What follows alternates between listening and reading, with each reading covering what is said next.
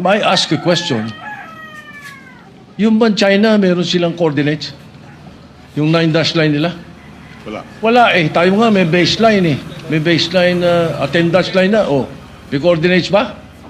Wala eh. Tayo nga may baseline survey law eh. Sila wala eh. Kung ano maangkinin kanila eh.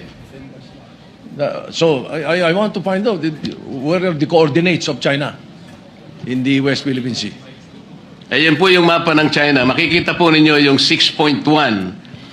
Kapag yan po ay tiningnan ninyo at pinag-aralan po ninyo yan po ay nakatala doon sa International Hieroglyphics Organization or S23. Lahat po ng coordinates nandyan. Kaya nga po pinoproblema natin, hanggang ngayon, wala pa po tayong ganyan.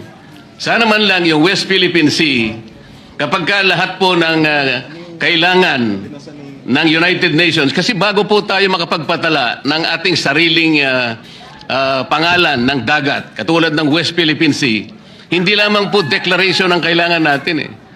Nagdi-declare tayo ng 200 nautical miles. Hindi naman po tayo nagdi-deposit ng mapa na may coordinates doon sa United Nations. Wala pong mangyayari. Yun po yung proseso eh.